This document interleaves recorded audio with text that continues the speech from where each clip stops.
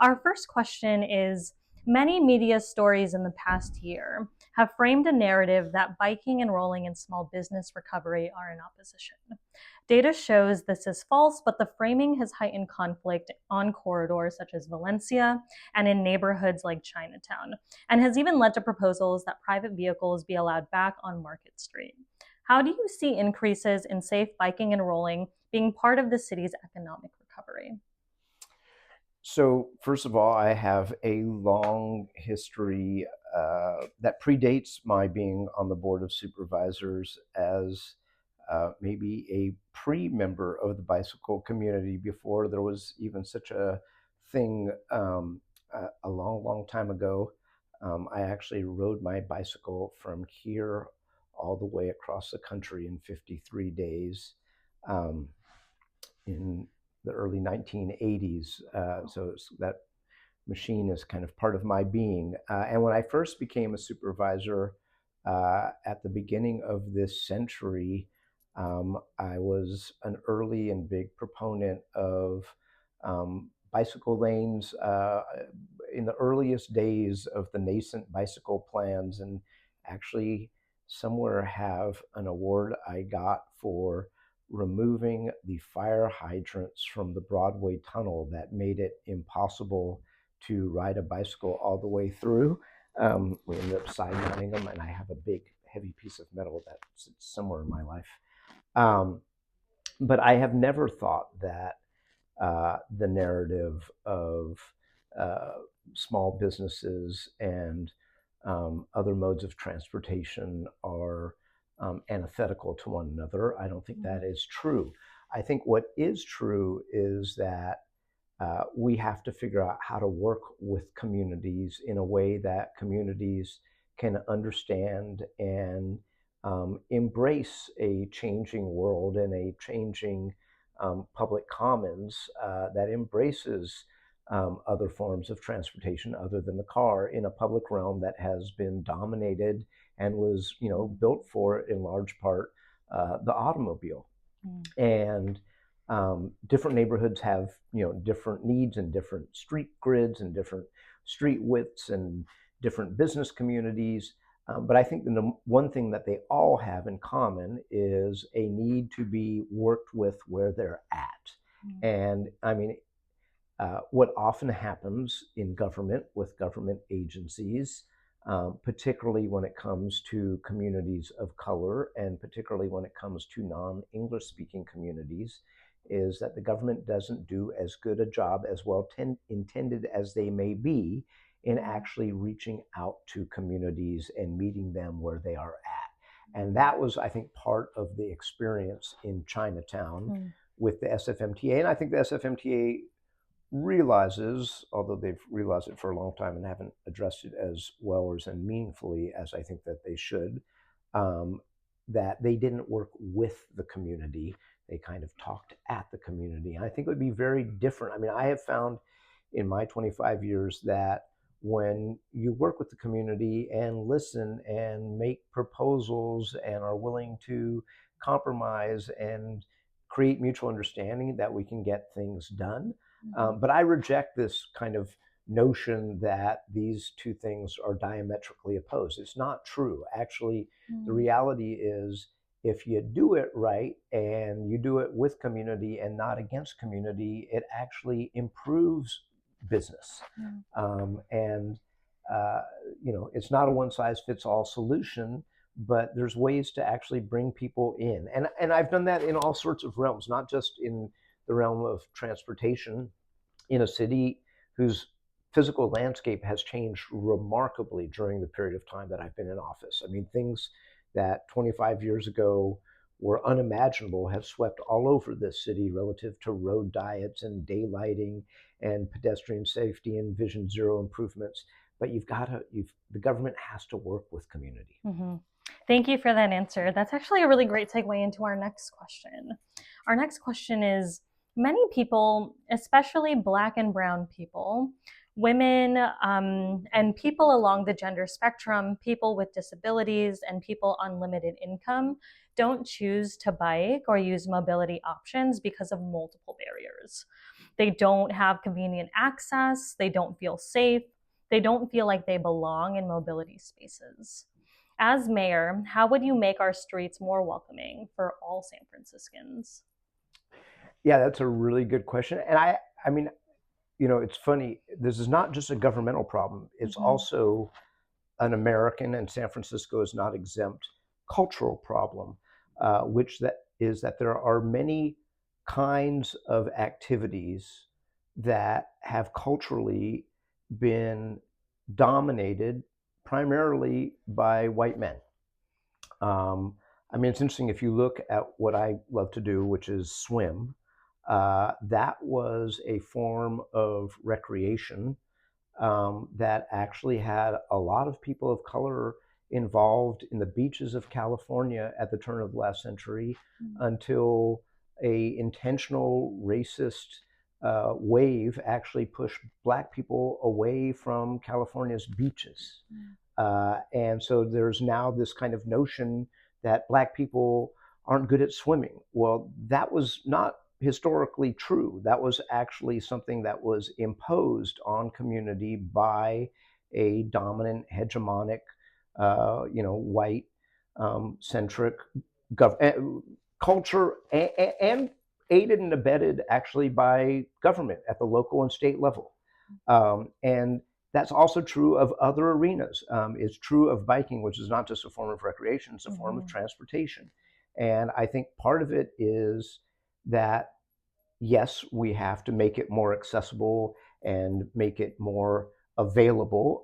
That's actually, by the way, why I am, as Or would have it, this Tuesday, introducing legislation to subsidize the uh, uh, e-bike purchases so that we can actually make them available in lower income communities and communities of color, and to people that historically have not found their way to e-bikes, which are a Mm-hmm. fantastic alternative form of transportation to lessen the city's dependence on cars at a time of climate change and global warming.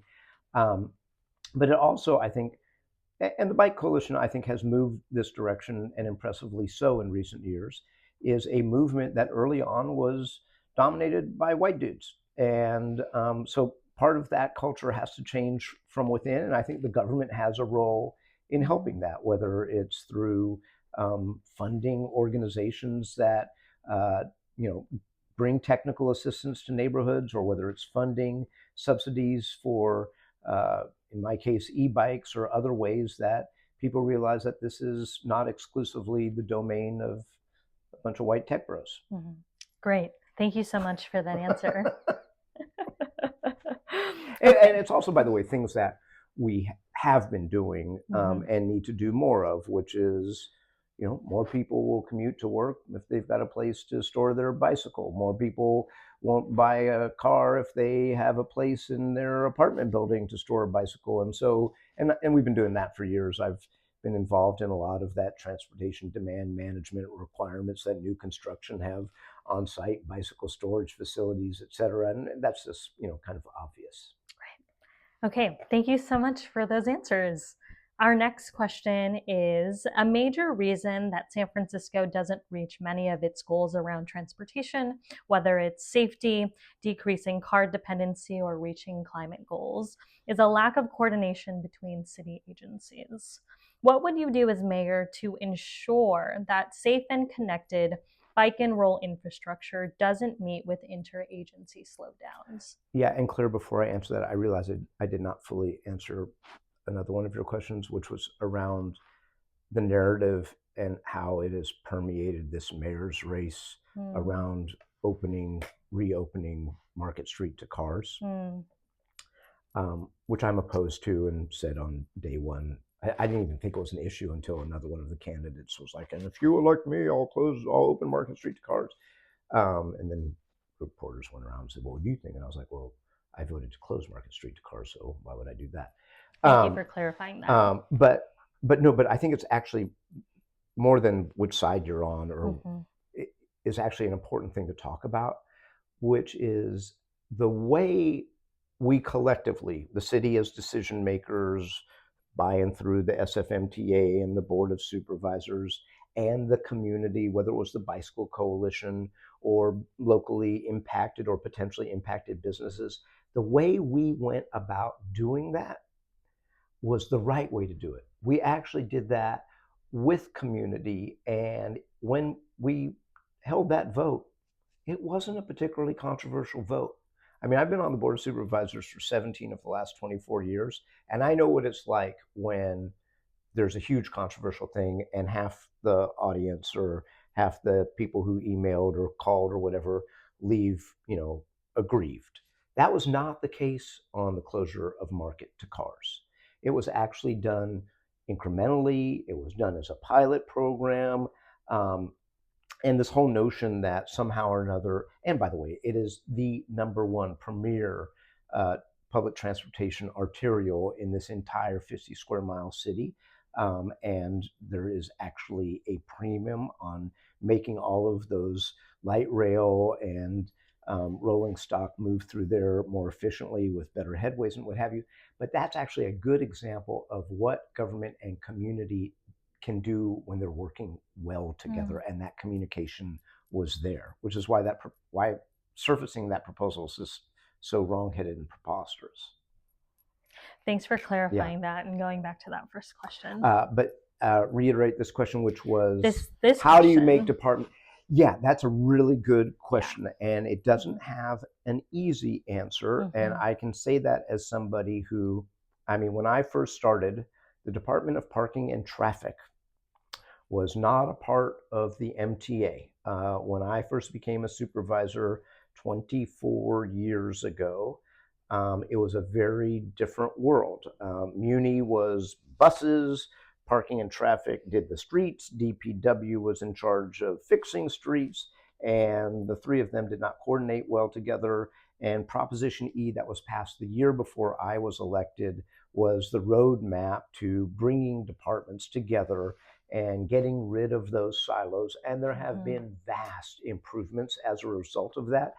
It's also hard to explain to people who haven't seen how cultures within departments that have existed for generations need to readjust. I mean, traffic engineers who were educated in college in the 1950s and had a total different vision and were trained completely differently. Everything was about throughput. The notion of, pedestrian safety was non-existent. The notion of bicycles was non-existent. And changing that culture doesn't happen overnight, but it has actually happened. I mean, and it's been really remarkable. And I always remind people to see what successes that we have achieved, even though nirvana has not yet been obtained. I think the next big question is the now disconnect between three agencies: the SFMTA with its increased consolidation of parking and traffic and taxis uh, in one department, the fire department, and the Department of Public Works. And I think there are different ways to approach this, and I'm kind of a systemic thinker, so I think about this a lot. At the highest, easiest level is empowering somebody, and other cities do this, to be a kind of, if you will, czar or, deputy mayor or assistant chief of staff, whose job it is to actually bring those three departments together to get projects done. That's one way. The other way is to think about whether or not there are functions within those departments that should be consolidated in one place. And one of the places that I think about that is the disconnect between public works. And public works has got a lot of stuff under its purview, and people don't know all of that. They think, oh, all public works does is clean our streets and pave our streets. No, it's a little bit more than that. I mean, they're everything from the county surveyor. They maintain every city building. They build things like the Moscone Convention Center, and they have, the streets. But I think there are arguments that are worth exploring about whether or not some of the functions within public works would be better housed in the Mm. SFMTA, or whether it could be solved by actually empowering a streets czar whose job it was to coordinate those departments for, to bring people together and break down those silos. Gotcha. That was it feels like you've given that a lot of I have thought. definitely given a lot of So, thought. Yeah, and by the way, also, it's interesting because I was president of the board for 4 years from 2005 to 2009. And there was a lot of push for the MTA to take over the taxi commission, mm-hmm. which required the board of supervisors to take action. And I was very intentional that I did not want to add to their plate until they had reached the level of cultural change and maturity and had really gotten their hands out of around putting together parking and traffic and public transit. And at a certain point, I came to the conclusion that they had that under their belt. And then I finally let them have the taxi commission, which is a whole complicated, world. So I think you have to be very smart and very intentional. I'll give you another example, which is when I first started, the ambulance service of San Francisco was parked at the Department of Public Health, not at the fire department. And later on, there was a command decision made under Gavin Newsom's administration that they were going to yank ambulances out of public health and stick them into fire. That was 20 years ago. It's still not a culturally accepted fit. The firefighters, who are a bunch of, testosterone poison. Sorry, I shouldn't say that on that. We're too late now. Don't cotton to the EMTs, and I mean that relationship has gotten better over 20 years, but it's not what it should be. So you have to be very thoughtful about and give a lot of attention when you yank something out of a department that's existed for 150 years and go stick it in another department, because you got to do the things that actually make it work. Gotcha. Thank you for those examples. Okay, at this time we're going to transition. Sorry. No worries. We are going to transition to our member submitted questions, and these are like very quick, rapid fire. Okay. Yes, no? Less than 1 minute response. Okay. Okay. Okay, let's see if I can talk for less than 1 minute. First question. If elected mayor, what is the first thing you would do to make our streets safer for people biking, walking, and rolling? Work to solve the SFMTA's fiscal problems, like the stuff I did with Proposition D to tax Uber and Lyft, like I am doing in my support of Proposition L, to actually have a consistent stream of money to address these issues. That was less than 1 minute. Thanks. Second question. What is your plan for slow streets and other measures that encourage people who drive to drive slower on or avoid driving on certain streets? All manners of enforcement.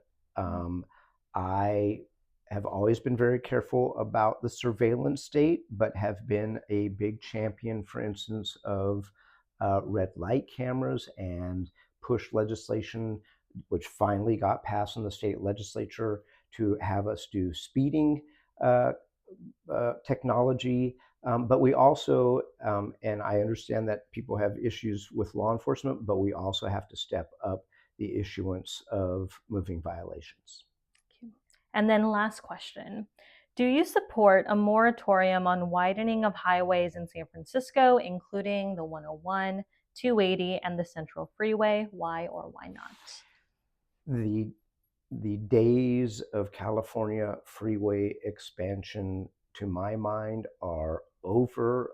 We should be moving forward with what we have done in San Francisco, which is removing freeways, as we did with the Central Freeway and the Embarcadero Freeway. And I think we have more of the Central Freeway to remove, but widening freeways is not the path to the future. All right. All of those were answered in less than 1 minute. Thank you so much for spending time with us today and for doing this interview. You bet.